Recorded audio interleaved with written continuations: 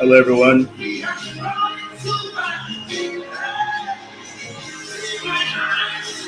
Sunday evening.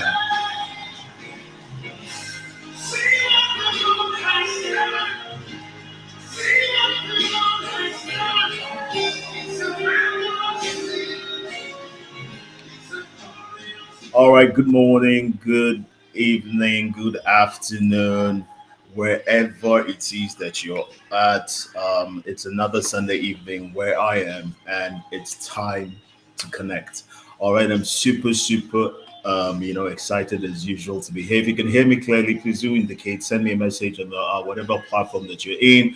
We're live on LinkedIn. Yes, I can see that we're live on LinkedIn. We're live on Facebook, and of course, we're streaming live on YouTube as well. All right, so today is the 22nd day of the month of May. It's the penultimate Sunday before that, for the month of May. And it's simply a great day to be alive. So much has happened in the course of the week. And for me, many things that I have to contend with or struggle with. Just yesterday, the news broke of a dear friend and junior brother of mine, a great friend of mine, Awo Ekpezu. For those that know him out there in the city of Uyo, University of Uyo, Department of Law, Rotary Club, fantastic guy. And he departed just yesterday after having suffered an accident and been in a coma for about a week. Really sad incident. I mean, it's one that I'm struggling to come to terms with. But I simply pray that he's resting well. He's in a better place now. He was such a fantastic guy, phenomenal guy. The last time I spoke to him, he called me to check up on me and to see if we could hang out.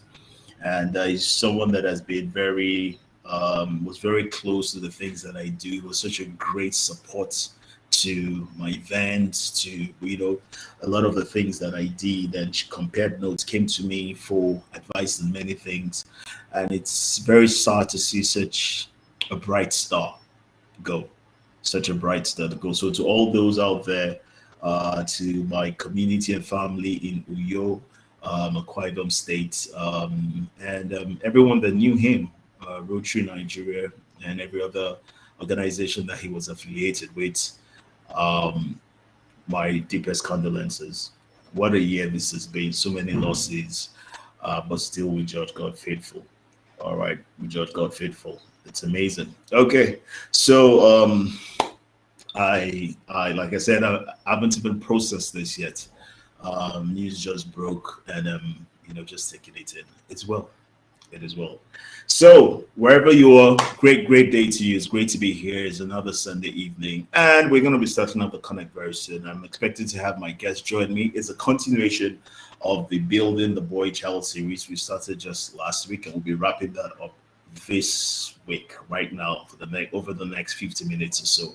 And this is in honor and in commemoration of the International Day of the Boy Child, right? The International Day of the Boy Child, and so many things that we've been talking about in that space. We had an amazing conversation last week, Sunday, even as I shared time with Eileen Adebayo and Benjamin Sarumi, and each of them shared their thoughts on what it takes to build the boy child. One of the things that we took away from last week was that we can't just the world has focused a lot. And funny enough, I just came out of the master class over the last 3 days that really spoke to this. Was really as if it was the precursor to this event for me.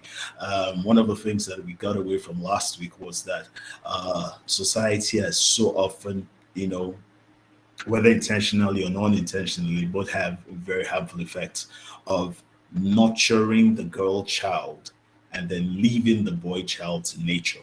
Did you get that? Nurturing the girl child. So there's so much, and you can bear with witness with me that there's so much about the girl child, so much I'm putting out there. And the boy child is simply just expected to know what to do, how to do, without a degree of intentionality as to how he is raised.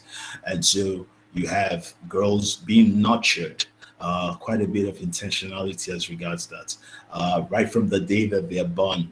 All right, there's a conditioning, there's an enablement, there's a shaping, and as I said earlier, a nurturing that is applied and given to them in the process of their growing. So much so that when they deviate from it, it's so clear. You can say, "Oh, this girl is not the way. No, no, this is not how girls should be."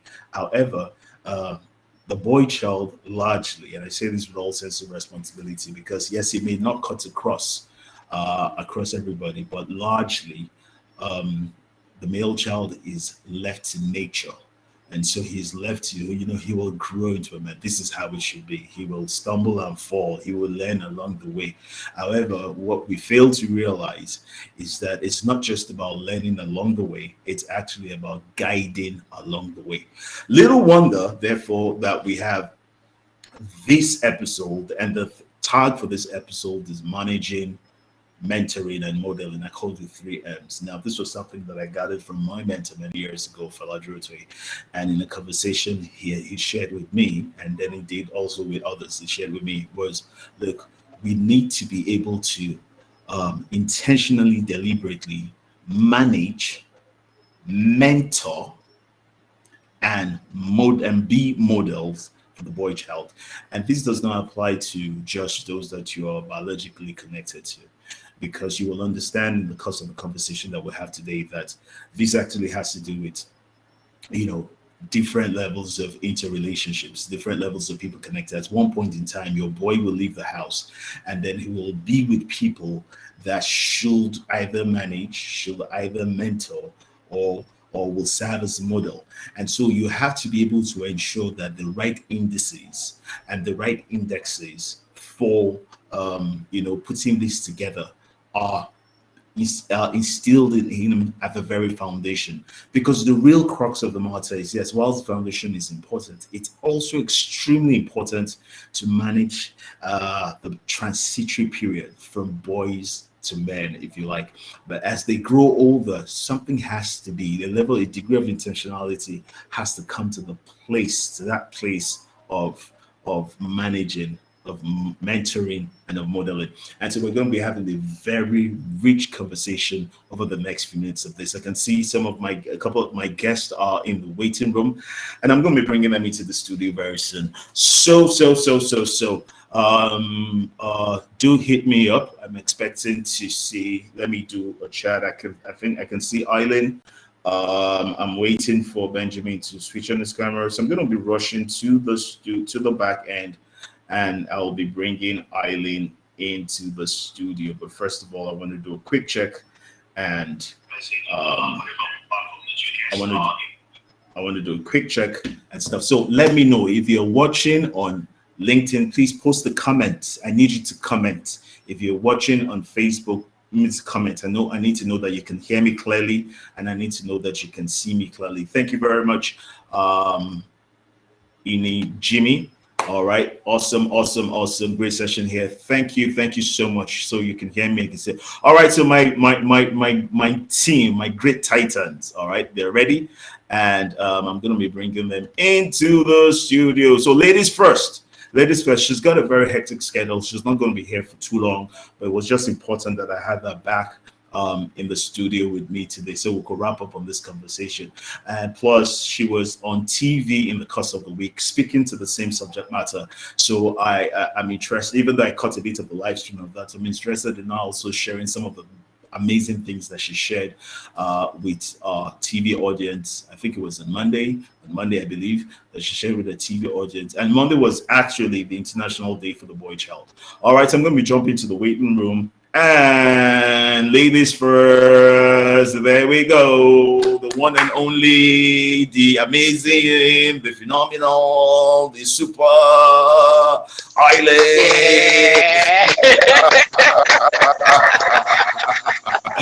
Hey, cousin. Yeah.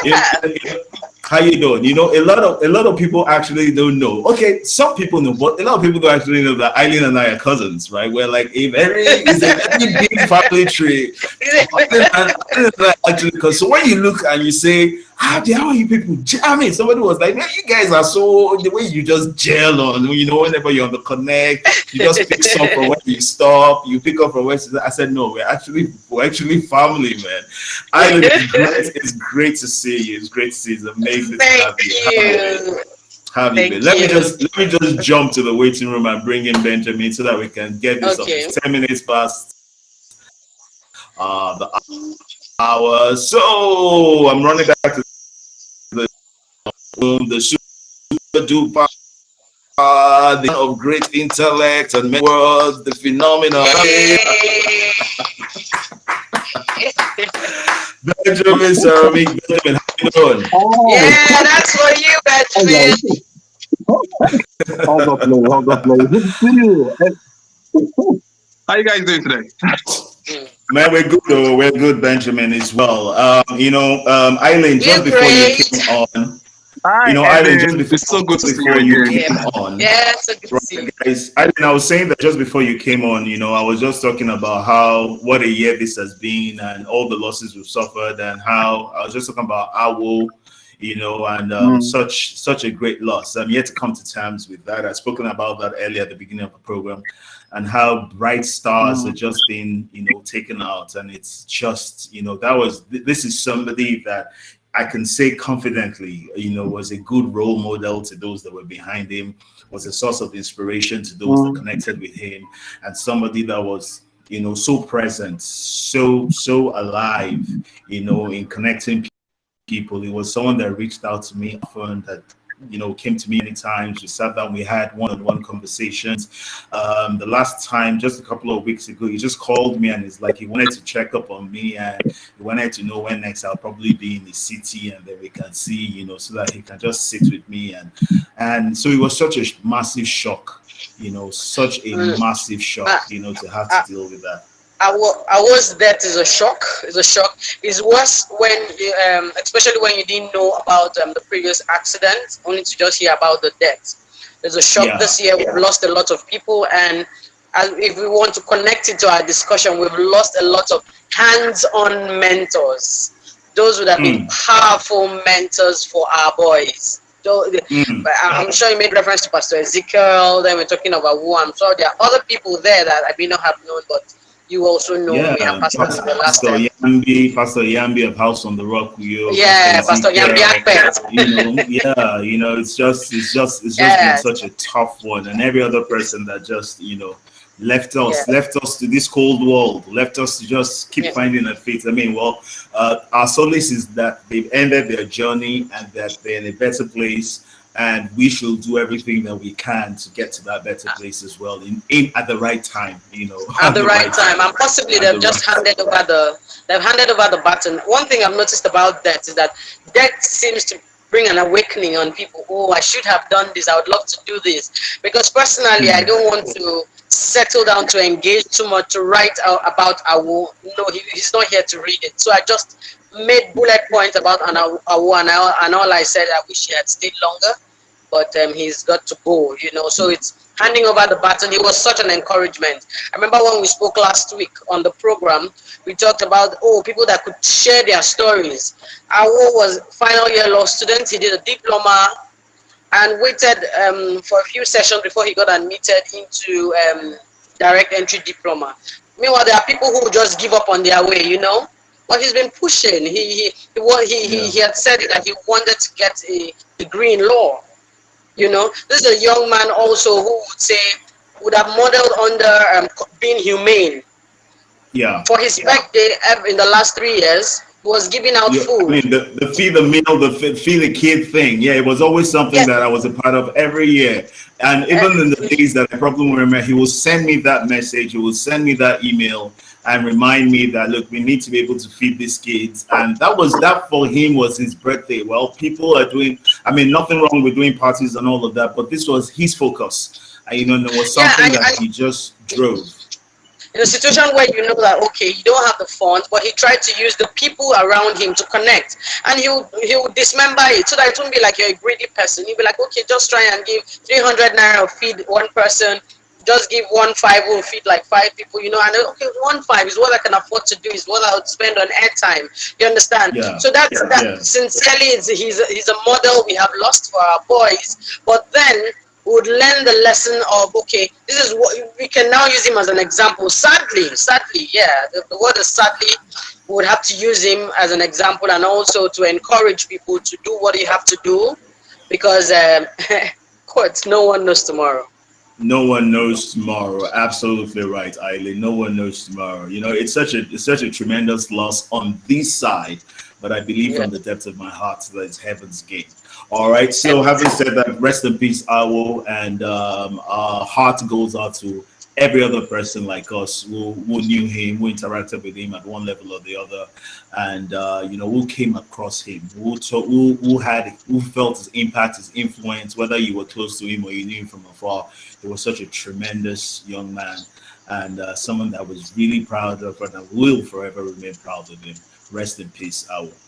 All right, guys, it's an amazing Sunday, right? So we're wrapping up the Building the Boy Child with special emphasis on the management, the mentoring, and the modeling. All right, and I'm going to come to Eileen in a bit, because Eileen was on TV. Eileen is such a superstar.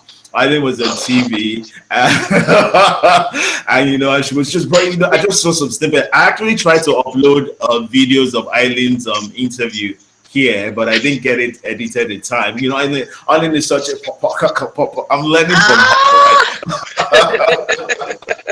All right, so this is how we're going to start off. I heard something this morning that literally blew my mind. I've actually been in the masterclass that had to do with over time there's been a series I've been involved in that has to do with responsibility and men taking responsibility, and of course that speaks to the male child, the boy child as well, with special emphasis on the transition from boys to men. And so I will start off today's conversation like this. There were two. If you take the word boy and the word man, and I heard this just this morning, literally blew my mind, and you take it as an acronym. For boy, all right, for boy, BOY, you could take that as budding, BUDDING, meaning that something that is growing, budding, it's growing. And of course, if it's growing, it means therefore that it has to be nurtured and not left to nature. We said that last week. It has to be nurtured and not left to nature.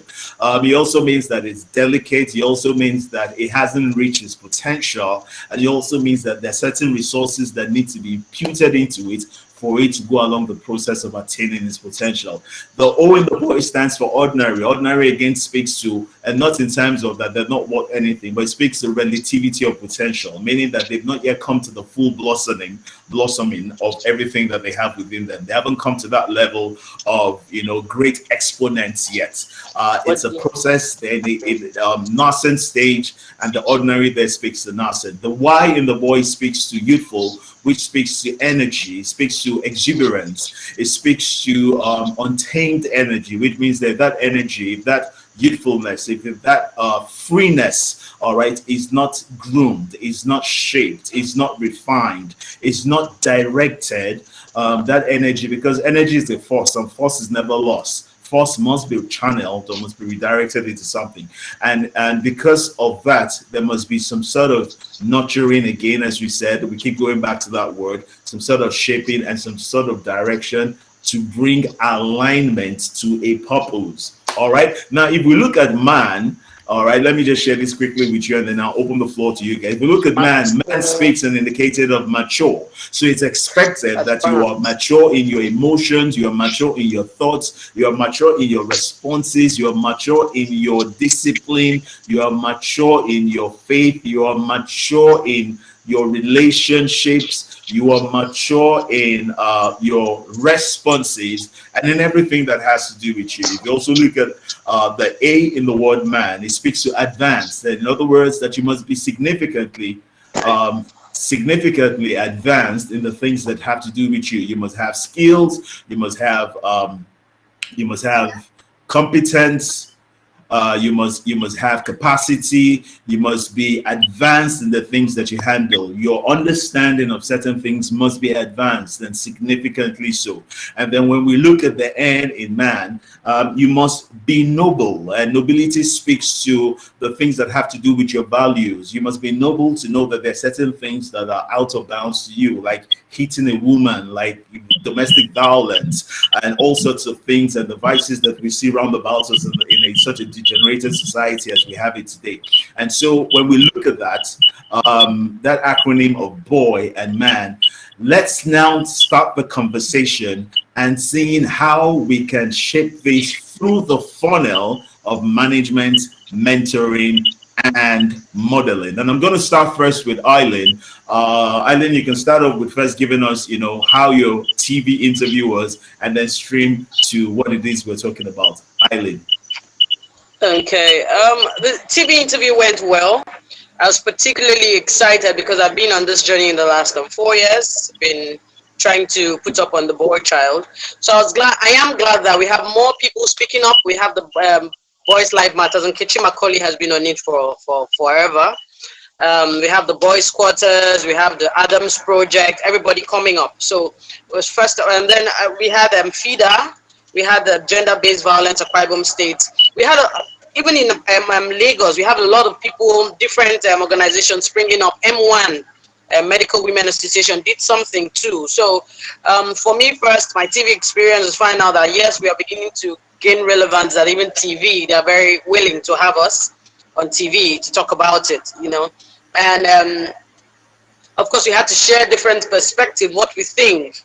And I think motherhood gatekeeping, I think there was something, I don't know if that's the part we were about editing to bring up, when my co-guest was saying that we should have more women training the boys, and I sincerely objected to it, being the fact that most of the boys we have now were groomed by mothers, and we are the same people who are complaining about the actions of the boys. I know no doubt that as parents we lay the foundation, and then the child is responsible for how he reacts after laying the foundation. But then how was this foundation put in place? You understand? So we really need, I vehemently objected that in as much as we need women to be involved, they should not also be given the full responsibility of doing the job of raising the boy. We should have co-parents, and we should also have the fact that the women should learn to allow the men being involved. Sincerely, when we are going to talk about modeling is the fastest and the best way and the easiest way to groom a child. Okay? And it's okay if people realize that your father can be your all-round model. It's okay if we get that. It's okay if we also accept that one person may not be the all-round model for every part of our lives. So this gives room to allow other people serve as models to you, models to your children, models to your son. Okay, so we would. Let me ask Eileen. Let me just ask quickly, so that you can further, dip in your conversation on that. But whilst it's okay for for our kids, right, to have find models in other people, do we as parents right now? I'm talking about principal parents. Do we as parents therefore have a responsibility to even shape them? To even know the kind of models, the kind of things, or kind of people they should be attracted to. So I'm not saying that, you should be all around, you should be everything to your son, but at least don't we have that primary responsibility of helping them even decide in what kind of direction, what kind of people should I even look at, should I even consider? Of course, we have that responsibility as parents to tell them, okay, people of value, people Christ-like, we're all Christians, people who are Christians, people who are, there are some Christians, okay, or there are some business people who may not be Christians, but they do their business in the right and legal form, you understand? So you could have the foundation of telling them, okay, a Christian, someone who has legit business, and legit models running their businesses. You understand? Those are the foundations we as parents should set. A parent called me the other day and was telling me what she needed bedtime stories recommendation and all of that. I said, Amy, no, I'm not that kind of mother. I don't read bedtime stories. You know? Why don't you read bedtime stories? Exactly. So exactly, why don't I read bedtime stories? So I now said, okay, you are coming to me for help for more stories. Do you read? She said, yes. Oh yeah, start sharing with me. She started sharing. I said, okay, I've gotten from you. Don't worry. We'll look for someone else who would mentor us or guide us through that part. So that was me telling myself the truth. I can't do this, you know. And I've done it like 3 times because it happened last week. I've done it like 3 times since then, you know, having to tell bedtime stories or read something. I don't know, funny enough, he has books that I would read and I wasn't reading, you know. So it's left for us as parents to tell ourselves the truth where we are handicapped and look for help. You know, there's a particular lady in town who is very good with her children, very good with her boys. And there was a particular time she said it looked like the boy was having some emotional issues. She talked. The boy now said, Mommy, I don't want to talk to you because her husband is late. I would rather talk to, let's say, I would rather talk to Uncle Anyekan. And Uncle Anyekan was her brother. His man-to-man thing, he would understand. She said, okay, I let it be. I'm a very good parent. I'm all around, but he wanted someone who would connect. Okay. Yeah. So yes, parents have a right, and parents should be in touch with whoever these models are. I know someone who said to me, I pay someone's school fees and the father keeps me updated. You understand that kind of thing? So you should connect with who your child is following. You know, not let it not be only name. I'm going to this person's house. One day, go and visit the person. See what the stuff the person is made up of. And if you have your displeasure, if you have your reservations, if you need clarity on whoever and whatever the person is all about, you find out. So we shouldn't also be docile. I'm going to jump in, right? Because I want us to take it one after the other. Because one thing that I do realize that I stand out of what you've just said now is modeling is obviously the highest. I mean, it's the most effective, the most impactful. But there's a management that comes before that, and there's a mentoring that comes in betwixt the management and the modeling, so that you are rightly shaped, you're rightly positioned, and then the child knows, okay, this kind of person is not who I even want to learn from. This is not the right kind of thing. You've instilled values and all of that. Let me jump to Benjamin for his opening thoughts, his opening remarks, and then we'll take it from them. So Benjamin, we're just going to yield to you. I actually kept you waiting for, you know, because when you come double loaded. So Benjamin, talk to us. Wow. Good evening, everybody. Hi, Ellen. Good evening. I hope hi. Good evening. Hey, you. I'm so sorry about the mic. I was going to say that, but in the scripture says that die is gain. I really want to please accept my condolence. Yeah. Can you guys hear me? Absolutely. Yes. Oh, great. I'm trying to connect. Okay, I can do this now. So thank you for the opportunity. Last week was amazing. I had to go watch the video. I had to listen all over again and watch, and I learned a whole lot from yourself, Aileen, and also Mr. Nathan. Thank you for the opportunity. A couple of people asked for the link, and then they were looking forward to today's edition, and I'm sure if they are not here, they might be looking forward to the link, you know. Right. And so it's such an honor and a privilege to be here as well. Yes. When you said we were going to have a second edition of this session, and the words that came through my mind, you know, what you listed to the prior was management, mentoring, and modeling. It was really interesting to me because all through this week, aside me falling a bit ill, I'm back on my feet. One of the reasons why I'm really back on my feet is because of this conversation. I was looking forward to it because really, there's so much to share, there's so much to say, so much to live by. And let me make this clear. For every time I'm given an opportunity to address the topic or speak to an issue, I speak to it and I learn from it.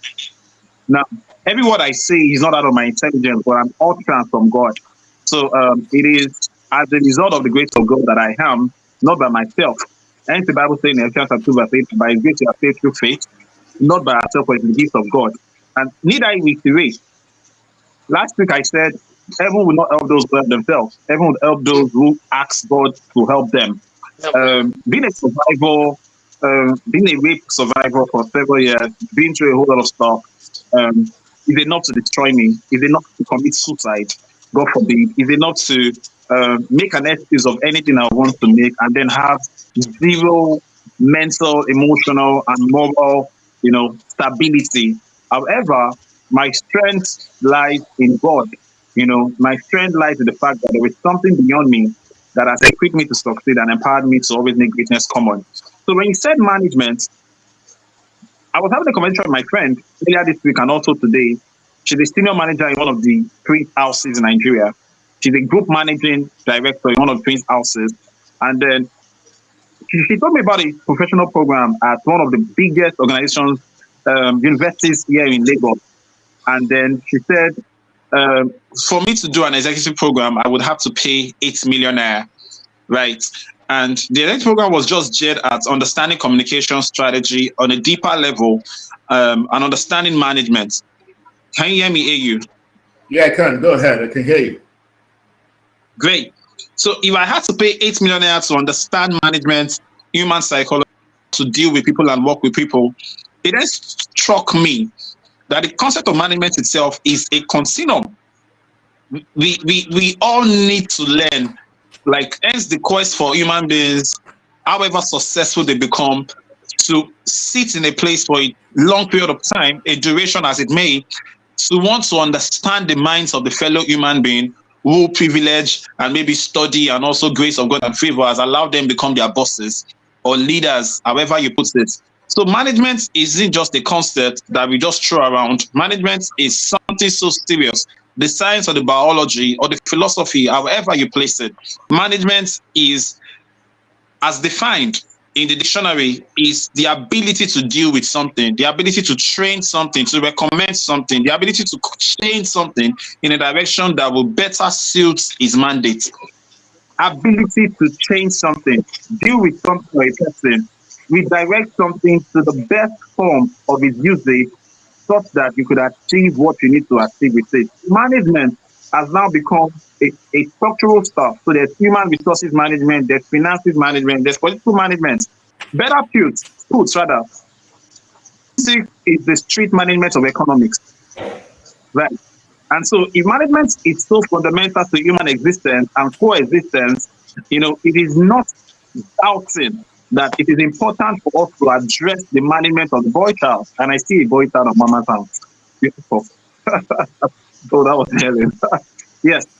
So not to lose you, when you talk about management, mentoring, remodeling, it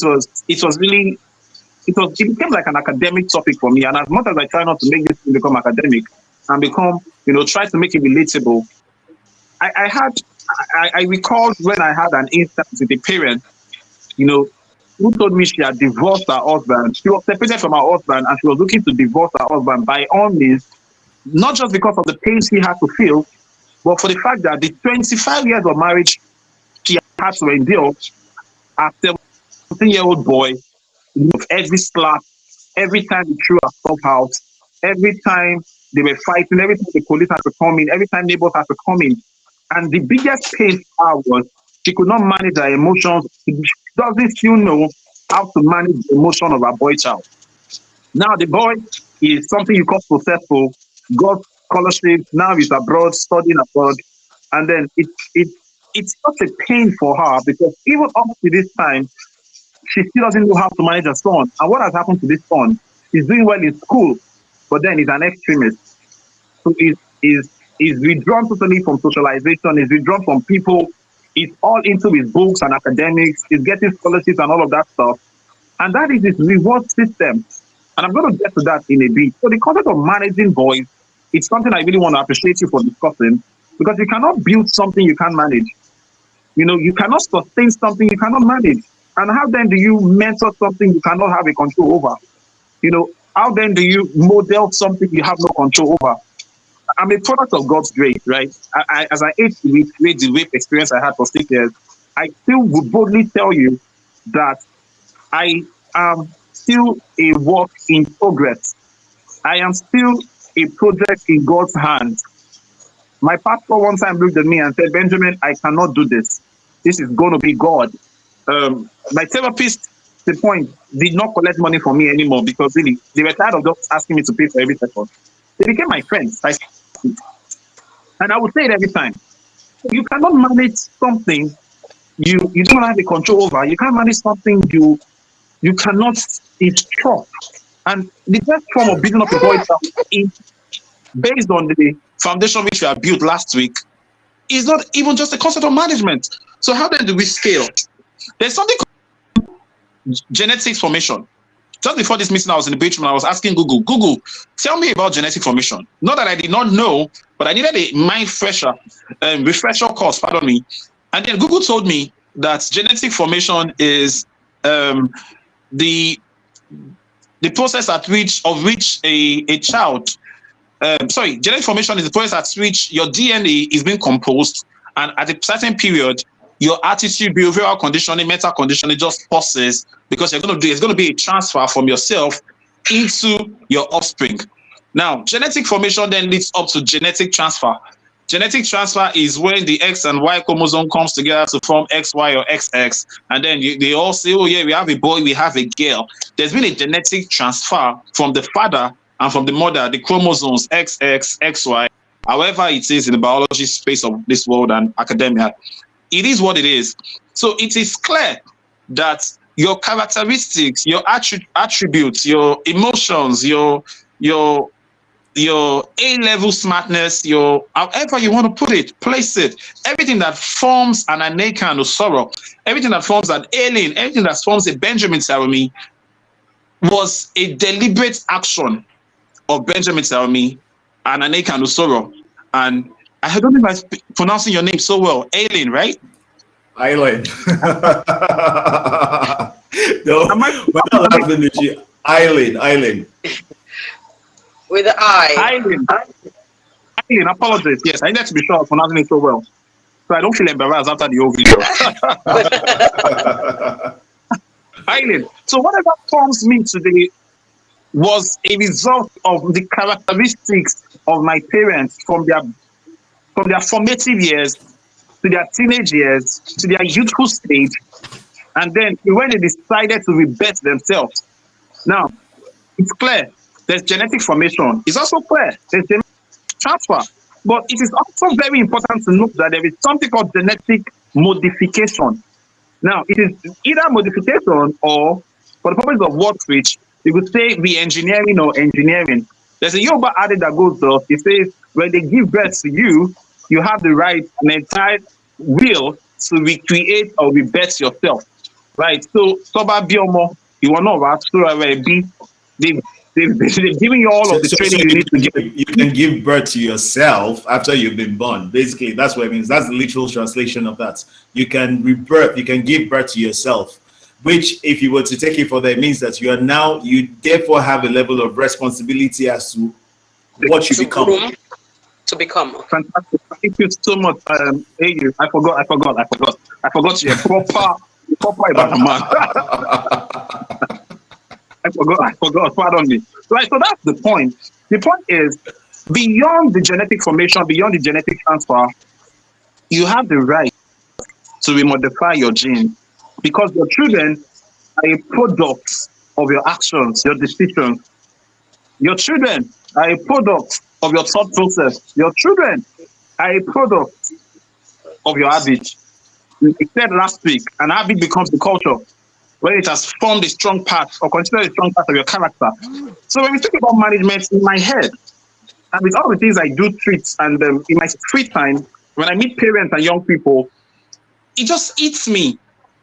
You want to change this child's action, but you fail to realize that you were part of the problem or part of the solution. You want to manage this boy child, but you fail to realize that at some point in your life, what this child is exhibiting, you exhibited. Am I throwing blames at anybody? No. So let's take a practical instance.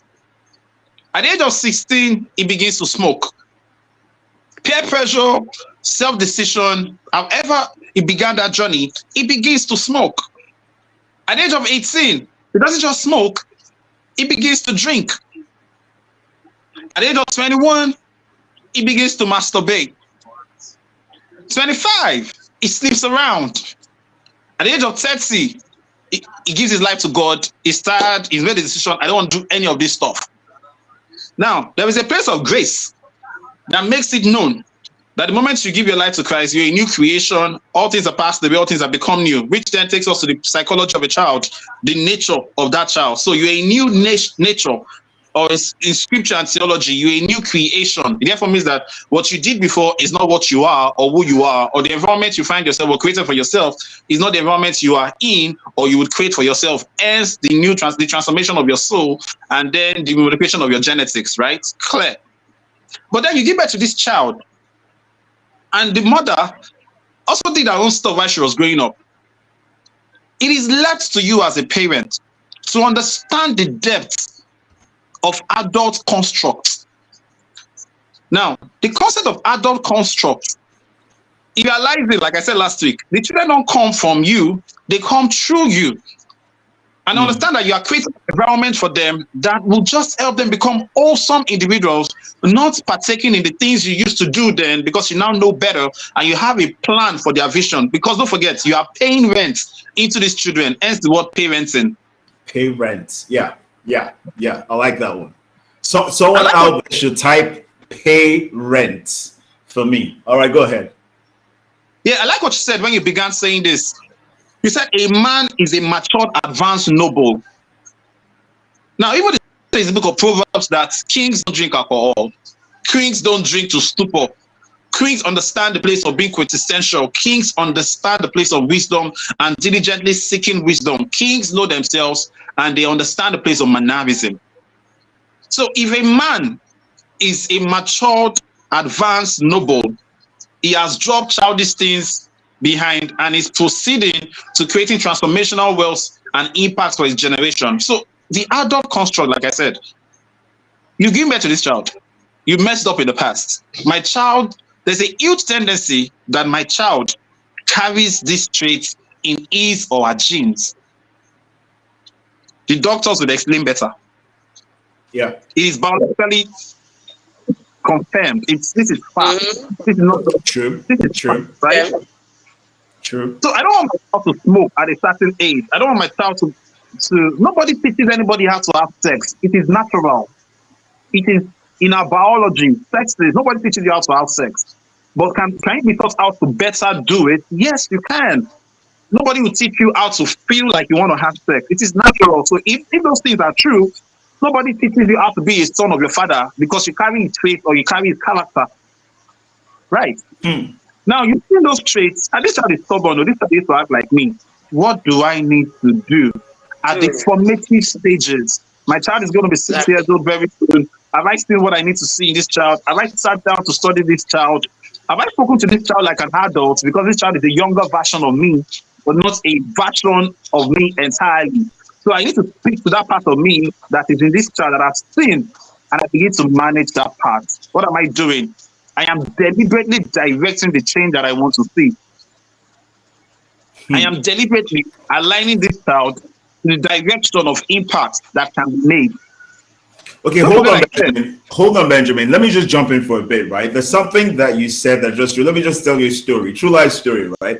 Now, I will even call names because it's there's nothing to it. So my senior pastor, Pastor Paul Adefarasi, was telling a story many years ago, and he was speaking to the same subject matter that we're speaking to. So he said that many years ago when he was way younger, and they would tell him, Adiolu, that's his Yoruba name, Adiolu, go and have a bath. That he will go into the bathroom, he will pour shampoo on his hair, towel the hair, and then wait a minute in the bathroom, skip around a bit, come out of the bathroom, and they'll be like, Adiola, have you had your bath? And he will be like, Mommy, smell. And she will sniff the shampoo and be like, he's had his bath. And then he will get back to whatever it was he was doing. Now, fast forward many years later, he's a full-grown man, he's an established pastor, he's all of that. And then his wife says to their first son, go and have your bath. And then he goes for a little while and he comes back and he says, Mommy, smell.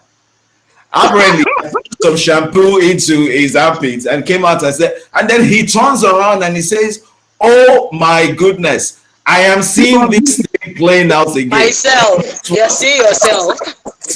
But guess what, honey girl? This is not just about shampoo. My mind is going back to all those other things that I did. We need to pray.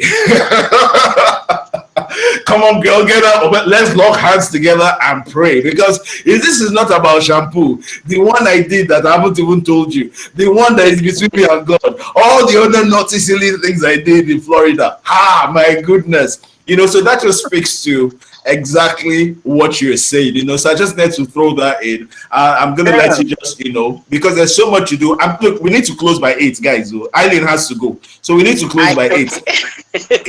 No, let me also chip in there.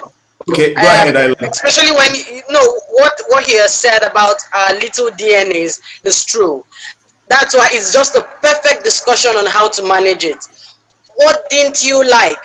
What do you like? What did you do wrong? Sit down as family, identify these things. I don't know if you were here, Benjamin, when I talked about not reading bedtime stories. And I now made fun. I said, you can't give what you don't have. And we now have to consciously try to do it. And he already had the books. You just said, okay, we'll have timetable, we'll be reading over, because I would want him to do that for his children. So it's exactly, I just love this whole thing about settling down and identifying the potholes. And identifying the gray areas and the areas we would love to be greener. Okay? It's easier that way. Yeah. Identifying the areas we want to be greener. We can actually tell ourselves the truth. We don't know how to manage money. We only learned when we're older. If we were younger, we would have bought things. Teach the investment culture on time, So managing this whole thing is about settling down and running a special analysis on your DNA. And I like the way you put it, special analysis in your DNA. So if I was to capture this in a sentence, management actually has to do with a self-reflection to know what to apply. Because if these are extensions of you, then that means you already have a template. The problem, like Eileen said, is we're not very honest with ourselves. So you start believing your lie that you are first in class all the time. So because you've told the lie and you believe the lie, what a tragedy. So rather than you saying, I wasn't too strong in this area, and I'm beginning to see tendencies. Okay, what opportunities with the resources that I have available to me, the network that I have available to me, the new people in my life that I have available to me that my parents didn't have available to them, what can I do differently that helps shape this child? That's the management part. It's the foundational part. It's what it called, like when you see this movie King Richard, right? And you see what Will Smith or what Richard Williams did in that movie. He had a 180-page or so plan written for the two girls. In other words, he had sat down, he had looked at himself. He said, look, with all the income that we can have, and I'm taking snippets from the film now, all the money I can make in a year will never deliver the quality of life that I want these people to have. What levels of exposure can I give them that will give them a chance and an opportunity to be all that and everything that could serve? And so that was it. Whatever other issues were, bottom line was there was a plan, because he had first looked at himself, he had first considered himself and said, these are the things I need to fix. The things you need to fix within yourself point you to the things you need to invest in, the rent you need to pay in your kids. Yeah. And that's something I've taken away from this part of the discussion that we've had. I'm going to use my power now as the host to say, okay, let's move now to mentoring. Because now that you've instilled this, you've given this template. Mentoring, therefore, it now is when you hold someone by the hand and you take them from where they are to where you want them to be. So in the management, you've laid down policies, you've laid down templates, you've laid down, this is how we should do this in this house. These are the things that I've seen. I'm pushing you into this. But with mentoring, therefore requires, there can be no mentoring without relationship. And mentoring now is the relationship, the level of emotional and all types of relationship that you have with this child that enables him feel comfortable enough to run with the management that you've given to him. All right. So I want us to speak a bit. Let's just spend like maybe about 5 minutes or so if we can muster, because I really want to close by 8. Let's spend like 5 minutes talking about mentoring. Eileen, you go first. Okay, now this what it is about mentoring, and a hands-on training will be, as you have identified, you should find out, if I can't do it, I hand it over to somebody else, or subtle ways depending on the age of the children on how to go about it. For example, I'm married to an introvert, although I'll make fun that he's selective introvert. He knows when he wants to be quiet and all. But then my son has picked it up. He's also an introvert, very so what I do is, most times I take him out for events where we have where people get to see him, and he'll mix up with a lot of people and he'll come back home. You understand?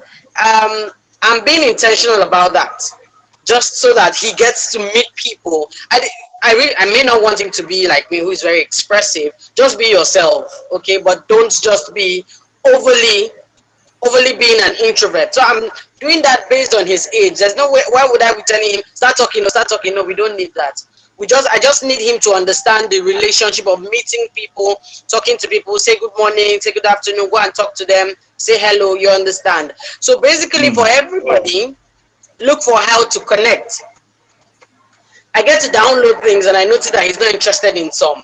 But one day, I downloaded the Yoruba language, and I noticed he was always skipping.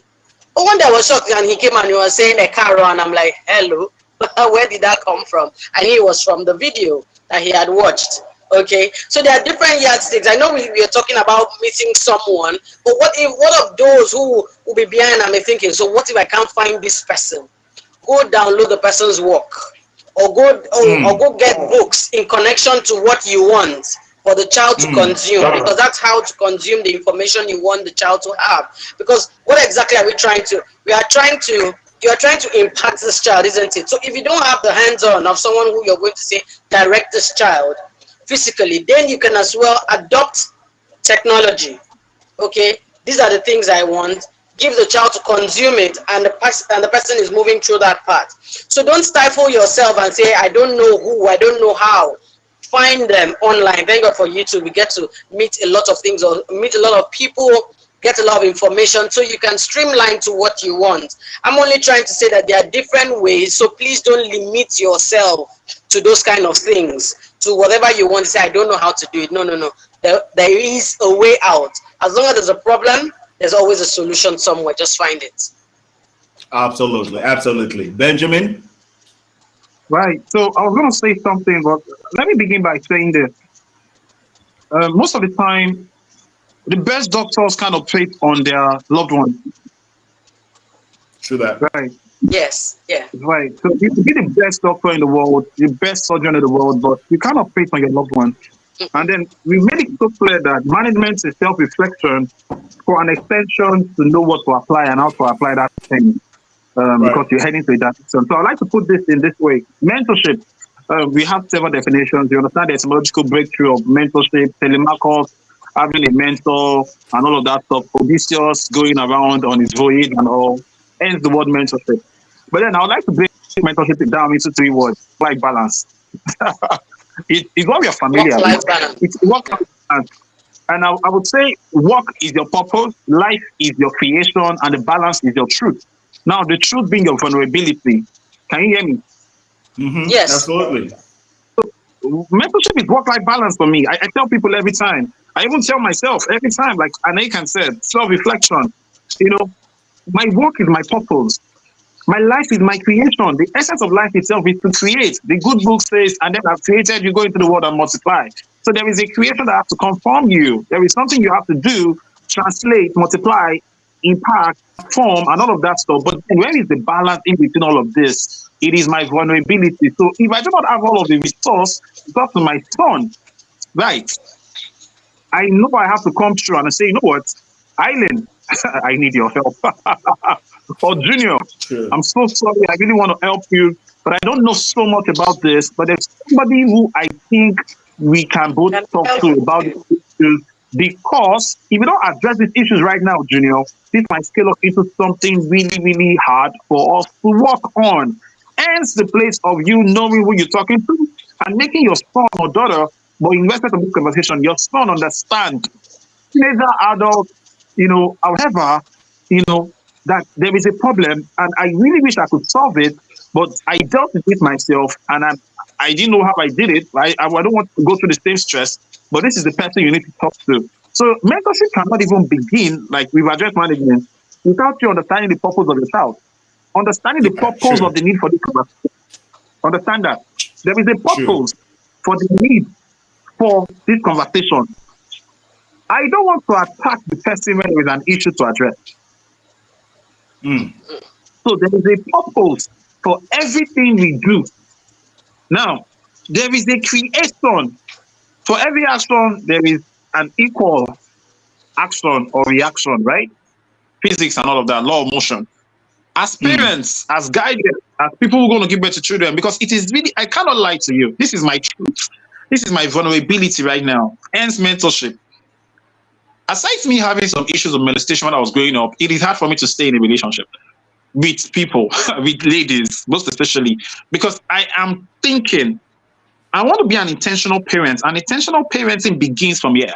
So if it begins from now and here, what are the traits I see in this other person? I'm not saying all the girls I've dated are bad, no, but I'm saying that if I cannot see a possible creation, like conversation must lead to every conversion, if I cannot see something, if we cannot undo issues and you're always addressing people, if we cannot understand that, this thing is a common enemy, then I'm just going to have a bad mommy for my children. So it is always best to understand that really the first mentor my child has is myself. And how would you become a mentor to your child if you cannot be selectively vulnerable? This is who I am. These are my value systems. I cannot achieve this right now, but this is the template I have placed for you and your siblings. This is where we are going to go to. Do you want to go this way? I'm not forcing it on you, but would you rather go through this way because it will save you the stress, by going through the other route, and then you need to come back to this point. So being vulnerable most of the time opens a fair door to exposing your children, especially boys, to the right kind of mentors. But don't forget, the human always accuses every instruction. You are telling me to do this, I'm asking you why. You are telling me to talk to somebody, I'm feeling, oh wow, you're exposing my privacy out there. But if I channel your purpose and understand that your life is more than just existing but creating, because God did not create any waste products, or God does not invest in quitters but leaders, I need you to know that, man, I can't help you, but the best way I can help you right now is tell you to talk to an Nathan, a Benjamin, an Eileen, or somebody out there who can help feel this truth. Don't forget what Paul said. He got to a point in the Bible that Paul had to tell Timothy, fan into flames. This work right now is going to be used to do it for yourself. So mentoring, I see someone writing is the target of what you want the element in that correct. Fantastic. It is just you understanding this. It is you cannot see this targeting all of these things without you having a clear direction of the need for that conversation. So what is the purpose? What is the thing you want to create? And what is the truth that must come out of all of this? So that is how I will address mentorship in building a good child. Parents, speaking to you right now, your fears prevent your child's errors. Your fears cannot stop your child from doing what the child is doing. Your screaming cannot stop that child from masturbating. Your screaming cannot stop that child from wanting to be a Yahoo boy, because at the end of the day, everybody understands the place of love. However tough, love is a language we all understand. So why don't you just speak in love while being stern? Why don't you speak in love while being vulnerable? I'm not saying do emotional blackmail. Just be your truest form. Because when you are truest, when you operate from your truest form, from your human core, the next human being can relate. Is magnetic. So mentorship begins from parents understanding the place of purpose, the place of creation, and the place of being vulnerable, which is the truth. So that's my take on that. Right now, that's really amazing, because that just brings me to the final part. And already, because sometimes there's a thin line between this, this already lays down the right kind of foundation for the final part, which is modeling. And this is why I say to people many times, you see, your experience by way of relationship with your child in itself is the model for that child. The way that your degree of vulnerability, all right, already provides, your degree of vulnerability already provides a model for the child. The child sees how you react. The child sees how you respond to things. The child sees what you do in a situation. You've heard many times when they say that, look, what you do, pictures speak 1,000 words more than what is said or what is written. And that's because the visual is extremely powerful. And so we have, even as parents, right? One of the things, like, look, I got 2 boys and my boys are teenagers. And you know what? Some of the things that I see them do now, I know that it wasn't now that they picked it up. They picked it up from years ago, way back. There are things that they probably have seen me do. They've seen me, what I will do on a Saturday morning. So they have an idea of what a Saturday morning is like. A Saturday morning is not just for computer games and all. They have an idea that there's an exercise time. They have an idea that there's a reading, there's a study time. They are witness. They have a front row seat to me before any speaking engagement. So they understand that there's a process. There's that time when daddy just is looking at the ceiling and his hands are moving and it's like, so they've learned that, there's work before what we see on the outside. It's a process. And so even we as ourselves, many times when people talk of modeling, you're looking at, some person out there, someone that they will emulate. Now, this modeling in itself, right, is in stages and is in phases. Now, there's a phase where you have primary function of that. Now, there is a phase that is undeniably out of your grasp. That's when they leave your house, they go to school, they're in the university. So the question is, what can you do about that? The question of mentoring to people outside of your 2x2 fold comes in. So when I tell people many times that the things that I do selfishly, because I am mindful about the people that will raise my sons. And when I say raise my sons, not because I'm going anywhere, but raise my sons, because these are the people that my sons will listen to, will move around. So, I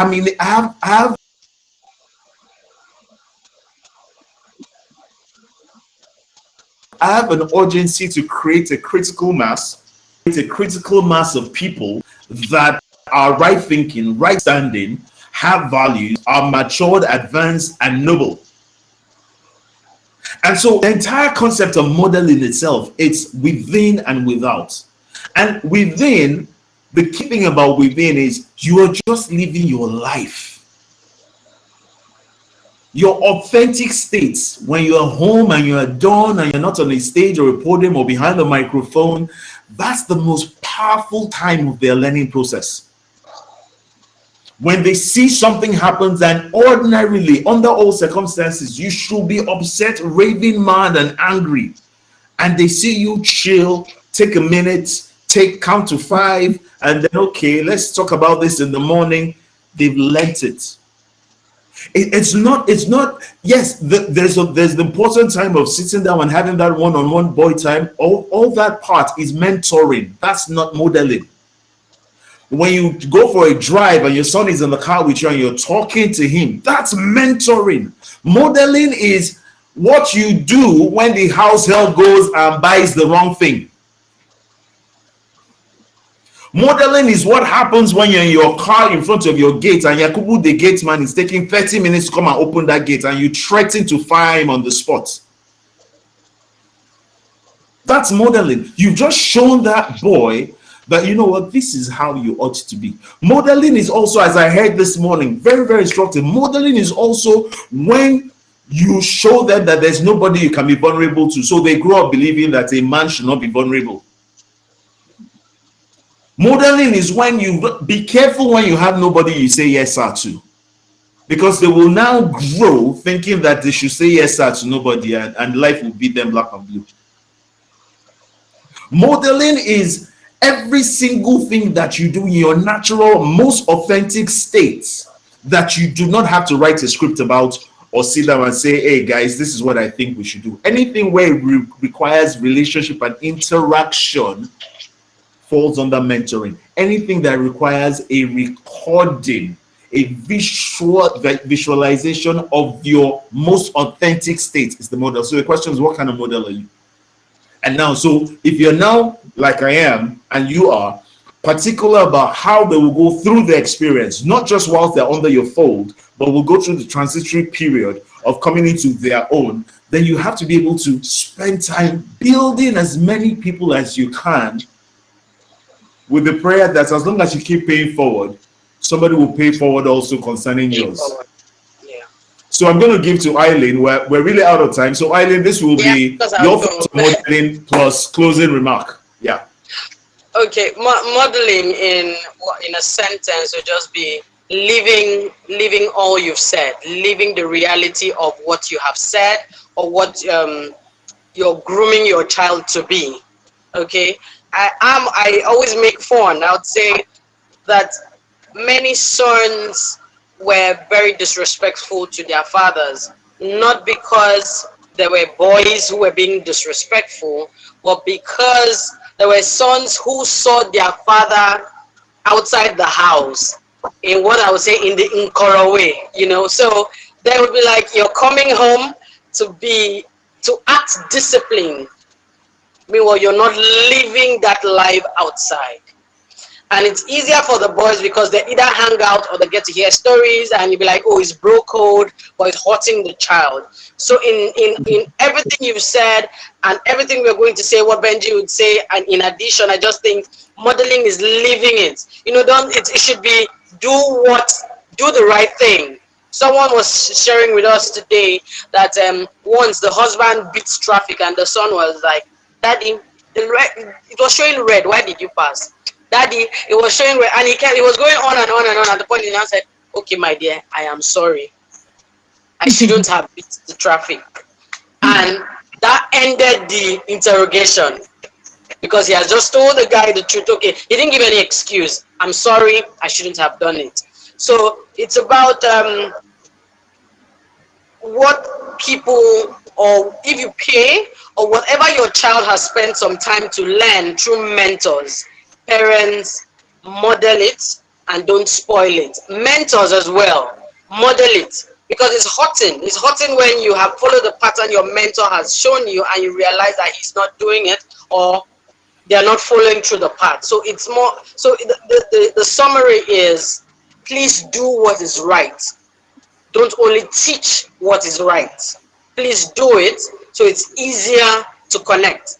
If you can remember what I said last week, I said it's easier for children to copy what their father, when we're talking of domestication, it's easier for children to copy what the father is doing than accepting when the mother sends them. You know, like a mom will send you a recap. For those who are not here, I said, mommy will tell the boy, for example, go sweep. He takes it as a task. But if he sees daddy doing that once in a while, he understands that it's part, that's the modeling. That's why it's easier for the child to accept it that way. So please find where the loophole is, do the reflection, concrete plans on how to bury the gap or seal the gap and continue living the life. That's all. Sincerely, I hope that we'll have a next generation of men who are wholesome. I would sincerely love men who have emotions. It's the emotions are there anyway, but because we have told them that boys shouldn't cry, boys shouldn't express emotions, it's just tied up somewhere, it's buried somewhere. That's why we would have hurting boys and they can't communicate. Or that's why we have men who are challenged one way or the other, but they can't communicate because we have established that they ought to have strength. But then there's the time your inner strength will fail you. There's the time that boys shouldn't cry would fail you. There are times where we also make boys not to talk. When you say you shouldn't talk like that, are you a woman? You know, when you make those derogatory or stereotype words, you know, the young men just collapse. They can't even say anything. They can't share their personal challenges and grievances. I hope to see more men who are humane, who would communicate, and who would live by their words and principle. Closing. Thank you so much, Adeline. I understand that you need to leave now, so Yes. I just want to say a quick thank you. Thank you for coming again and Thank you doing so this much. and Thank for all you. the great things that you shared. Thank you. Love to Oga, love to the boys and everybody. We will do Thank this you, again and Benjamin. again and see you soon. All right. All right then. Okay. Okay. All right. Thank you, Benjamin. All right. All right then. Okay, so Benjamin, here we are. Yeah. All right, so we can do this for maybe just a few more minutes and then we'll take it. So, with regards to modeling, Benjamin, what's your thoughts on that? I was going to ask a question for starters. I was going to say that, don't you think every human being likes improvements? Every human being likes desires, that's the word, desires improve. And I was going to also ask that, why do you think Africa is suffering a brain drain? Because a whole lot of Africans, young Africans, are living to places where there are structures and then where the self-desire for improvement becomes actualized. Fulfillment of aspirations of improvement because structures have been placed in those environments and societies, not because those societies are the best places for them to become better versions of themselves, but because those environments have become variable for their seeds for greatness. Now, God did not create us to become local, residented individuals. God created us to be globalized citizens. So the fourth revolution or the fifth revolution, like I often tell myself and people, wouldn't be televised. It could be on social media.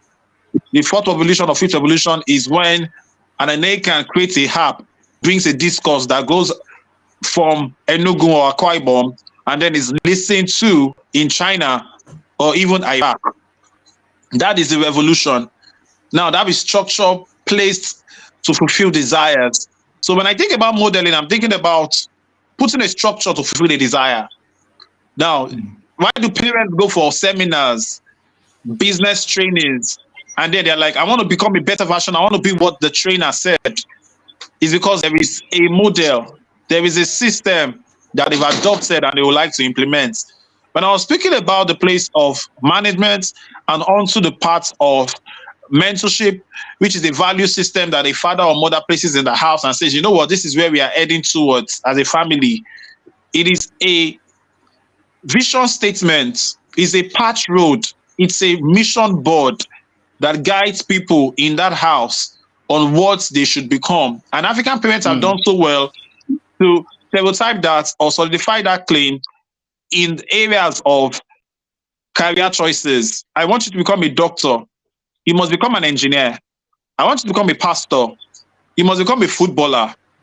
Now, if you could create those landmarks, those pathways, those value systems and vision statements or systems or mapping, why can't you just draw up stuff that could lead up to encompassing children or offsprings that we desire to want to create a better future for? Now, if we cannot create models through ourselves and for our children, like I said earlier last time, the people are a reflection of their leaders. So you could have a successful person who leads and then the person's emotional life is done. Hence me asking again, what is the definition of success? Right, so a boy child becomes a man, broken boy child without help becomes a broken man, you know, colorated with all the successes and medals and degrees, more than a thermometer, you know, and then the newspapers carry in, print houses, media is all there, colorated and all of that stuff. But then this guy in his bedroom cries himself to sleep or speaks of some vices just to sleep, or then gets angry and turns his wife or partner into a boxing bag. And then the PAs will do their job to make it happen. Is this person a successful model for boys in the society? Is this person a successful role model or mentor to boys in society? Now, we would like to put structures in place so that we can become better versions of ourselves because we desire to satisfy our aspirations. However, we forget that these vision statements require an holistic appeal. So like I said last week again, anyone listening right now who didn't follow last week, what do men need protection from? Do they need protection from their emotions, their fears? Do they need protection from the economic insecurity that they do have? Now, you cannot model a category of young people who do not understand their desires. I'm going to borrow from marketing and advertising. Oftentimes we say clients know what they want, but the truth is clients don't know what they want. Can you hear me, Mr. Enekan? Yeah, I can. Go ahead. The client does not know what he or she wants. The client is open to whatever you say would add value to them. And as a result of time, over a tested period of time and category testing, showing them that this is what will add value to you. And this is why we were selling this product to suit your daily needs and also meet the price you have in your pocket. So if the client does not know what they want, it is true. Sometimes as individuals, we don't know what we want. We just follow the bandwagon. So the concept of modeling for me is quite dicey. A mentor once asked me some 5 years ago, how do you define success? Hence me making it clear right now again, success is individual. Success is me waking up in the morning and not looking at my WhatsApp or my Instagram, but going straight on my news. If that is success and I have a young person close to me, or I'm going to give birth to a young person in the nearest future, then this becomes a part of my DNA. So I won't be surprised when I see my child in future, boy child or girl child, wake up in the morning and the first thing they do before even saying hi dad or hi mom is go on their knees and pray. That's success for me.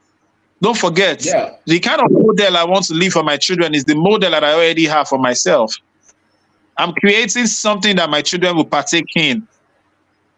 Do you remember what I said?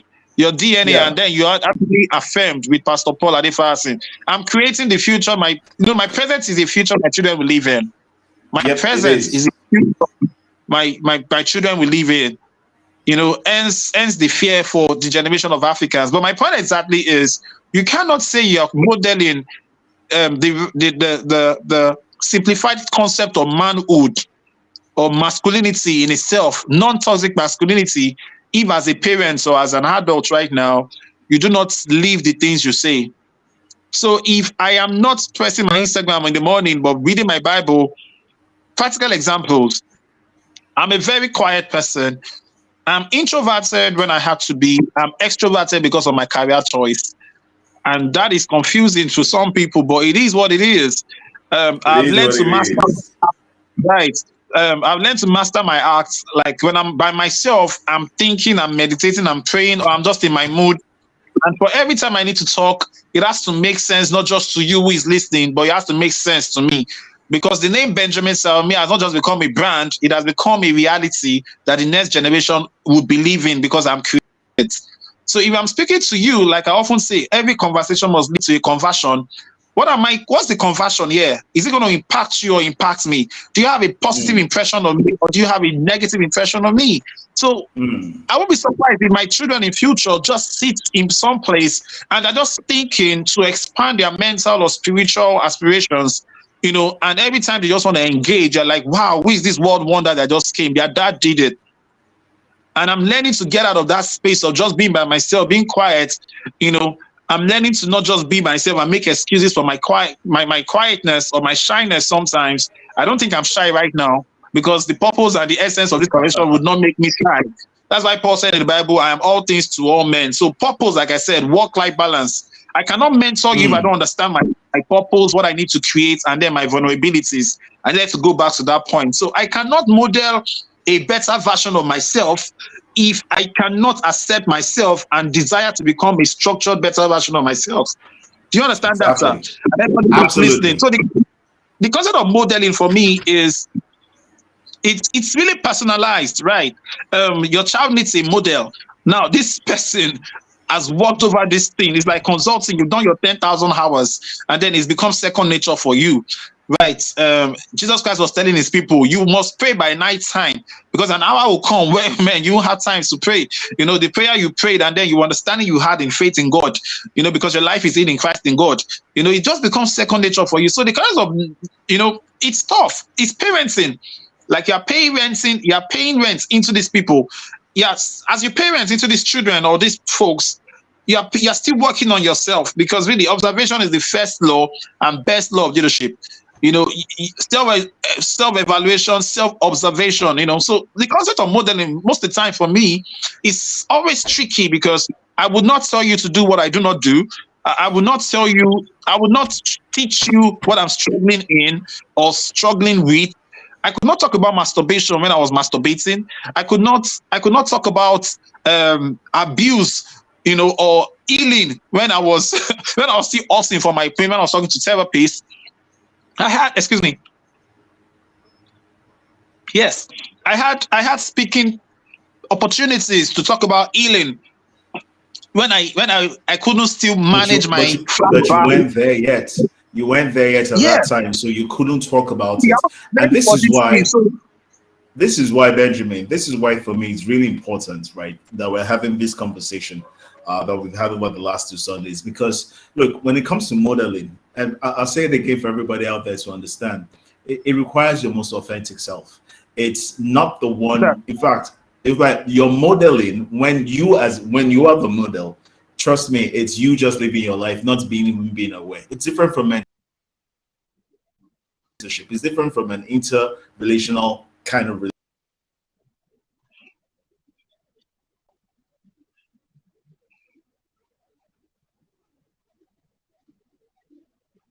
just being seen and being observed. The power of everything authentic about you. And it requires your authenticity and it requires truth. Like you said, I've had certain situations where I'm having conversations with people of overcoming something that they've not yet overcome. The truth of the matter also is that, tie back to something that you said, Benjamin, when you understand, and I want us to be very clear about this, when you understand that even you as where you are, as a parent, as a leader, that you are work in progress, what you're actually doing is giving a very strong and powerful message to those observing you to never give up on themselves. So your dealing, life is a continuum. Nature abhors vacuum, and so life is not going to stop for you to now be. You teach and learn at the same time. As you are teaching, you are learning. As you're learning, you're relearning. You're unlearning and relearning. Now, that's the beautiful thing about life, and this is why I tell people everywhere I've gone, and I've been around quite a bit, that listen, your story, your life, your overcoming, your becoming, your correcting yourself, your striving towards a better version of yourself is the most powerful story that you can ever tell anyone.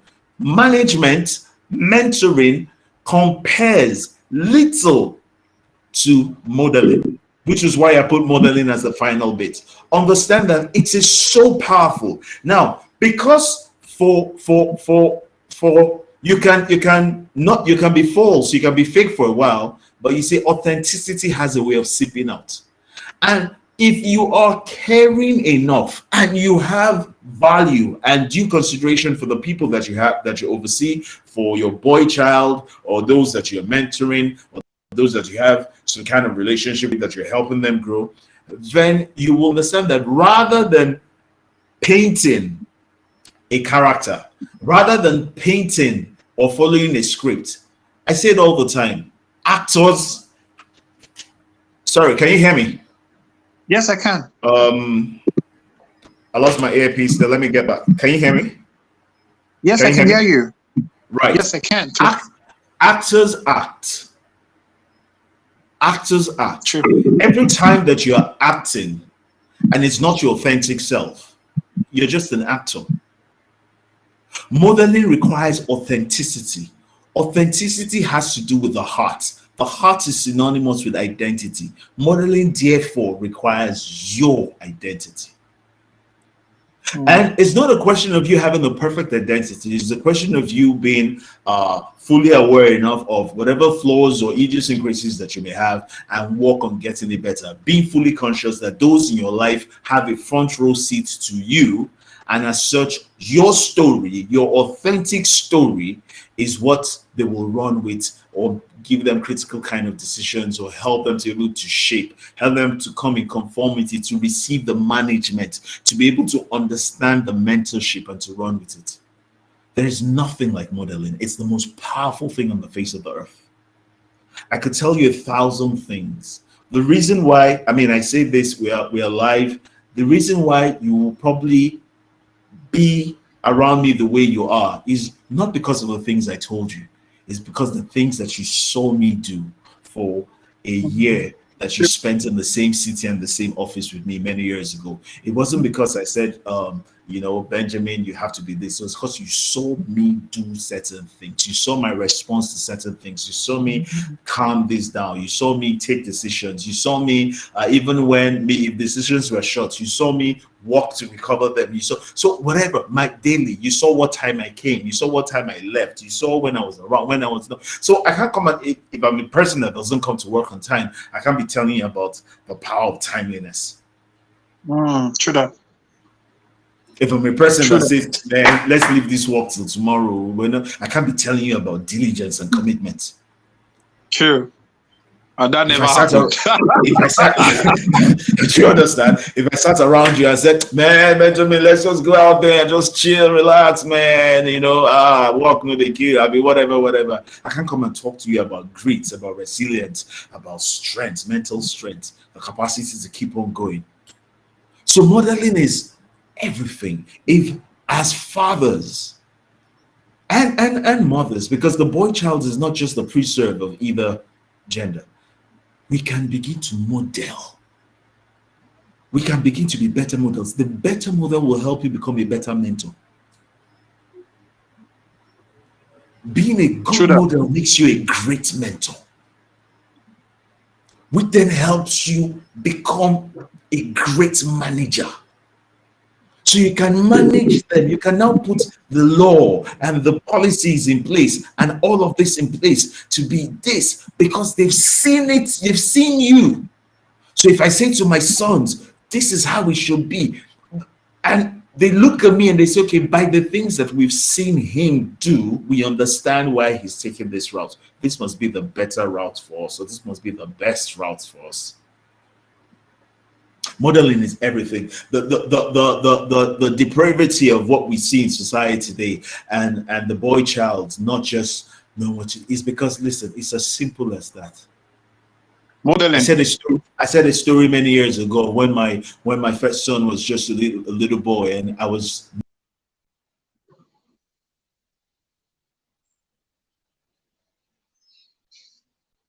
I was not around, and he was at a wedding, and his name, and he just called me on the phone and he refused to wear a waistcoat and for a wedding, and everybody just kept calling me that I needed to talk to him, and the reason he gave for not wearing a waistcoat under his jacket as at that time was because my daddy doesn't wear it. I mean, I wasn't wearing waistcoats then. I mean, I do a lot of waistcoats now. I was like, he had not seen, even if I had waistcoats, he had not seen me wear them. And so a very simple example for that was a culture shaping thing for him. He did not think that it was a thing to be worn. Go ahead. If I could say something, even the scripture says that train up your child in the way that they should go, and when they grow, they would not depart from it. I like to play with words, and it's like, not just train up your child in the way they should grow, but in the way they should go. So it's in their daily activities, their mannerism, their culture. Train up your child in the culture you want them to uphold, and when they are old, they will not depart from that culture. So it is about modeling, like you said. It is what it is. No words to flatter, no words to paint on. You cannot give what you are not. You can try to give what you are not for a particular time, but then at a particular time, you either live that lie or it is evident that you are lying. And that is why it's so important to close the loop most of the time. Like I often say, the people are a reflection of their leaders. And you said it's AU. If you don't understand the concept of modeling, you cannot be a perfect mentor. And if you're not an amazing mentor to yourself and to people, you do not understand what management is. So it becomes a cultural, political, economical, social problem when our boys are left to just be boys. Where our boys are left to just be male genders carrying a genital around. Need I say that society considers the boys to be mentally tough, But science and research has shown that women are better managers. Is this now true to also say that if women are natural managers, what happens to the management side of men? Do they have mentors or models who they can observe or had observed over a period of time that will then make them decide to do stuff, not just at the spot or on the spot, but strategically and tactically plan for things that should be done, and stating their actions, their reactions, and then futuristic thinking about their plans. So there is no need to further stress this. As an adult, I am daily learning to become a better version of myself, because there is a best after good. And tomorrow gives me another opportunity, presents me several opportunities to become a better version of myself. And if what a good man would leave behind is inheritance for his children and children's children, what is the strength of my name and the strength of the grace of God upon me that has blessed me with all things regarding life and godliness? So being an holistic man right now means that I must master myself for me to master a better version of myself. We will come, or who would come, in different multiplied interpretations of myself, different expressions, male or female. My point exactly is, it is time. Hey, you, I don't know where you are. It is time for us as young men and women, and most especially young men who are single, to be decisive about our actions. Oh, AU is back. Amazing. Sorry, we had some. Yeah. I lost them. I have a call coming, and that just cut through my connection. I'm so sorry about that, everyone. Okay, I was saying that it is important for young men like myself who are single to be intentional about all of our actions, because you just never know. The things we do today will affect the tomorrow we always hope to have. And like, AU, thank you again for this opportunity. Like I said earlier, I'm sorry I'm squinting and sounding tired. Like I've not been feeling too well. You've not been feeling very well, and you're just recovering. So I recognize that, and so it's with utmost gratitude. Related to share my thoughts on this. I think we just agreed on a solution. Let us have better models out there. Let parents, guardians, and young folks like myself and yourself modify our understanding of modeling such that we would create better mentors for society and for ourselves. Then we would have society understand what management is in its true essence. That's it. Awesome. Thank you so much, Benjamin. I mean, it's been an amazing conversation. I'm glad that we're able to have this over 2 Sundays. And, it's just a joy to be able to always connect with you and Eileen. So thank you so much. I know that you had quite a rough week. You were not feeling well. I pray that you get stronger and you step into the days of the week, growing from strength to strength. All right, so everyone out there, remember, let me just share the acronym that we started at the beginning so that you can remember something profound I had today. So for boy, B-O-Y, burden, ordinary, youthful. Burden speaks to your growth. You're growing, you're maturing. It speaks to the vastness of your potential. It speaks to also the vulnerability that you have, your nascent stage. It speaks to everything, and anything that is burden requires protection. Anything that is burden also requires resources. Inputs to be able to ensure that in the way that it needs to grow. And as you bud, you require pruning as well to be ensure that you're growing right. And all this speaks to boy. Ordinary means is also a question of relativity with regards to potential.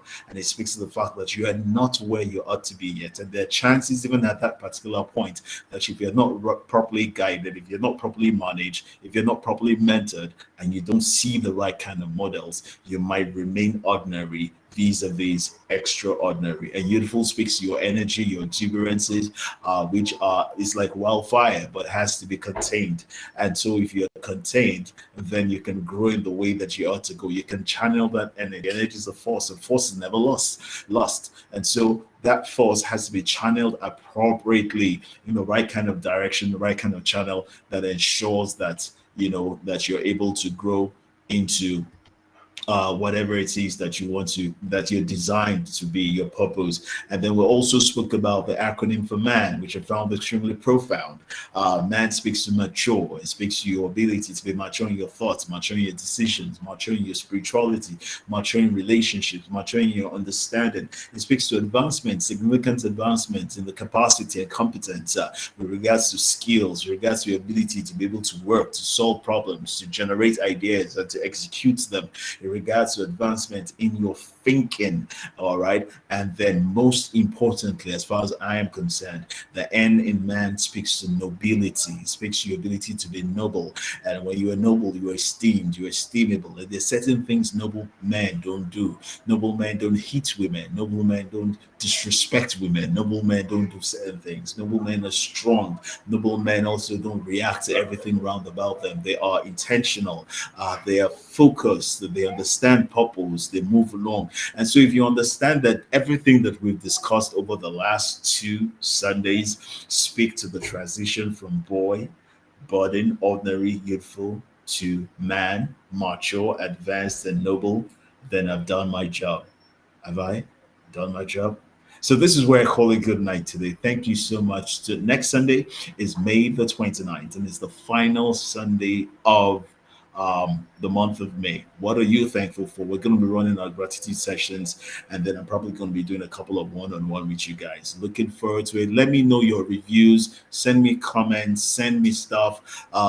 Write down remarks and stuff. Let me know your comment. Let me know your thoughts. Let me know the things that resonated the most with you. Let me know, the ideas that you have, and what kind of impact this has had on you, and how you are going to commit to making this work for you. By all the means, remember, I'm here cheering you on. Remember, I've got you, even as you keep walking the pathway of champions. See you next Sunday. Let's connect. Good night, everyone.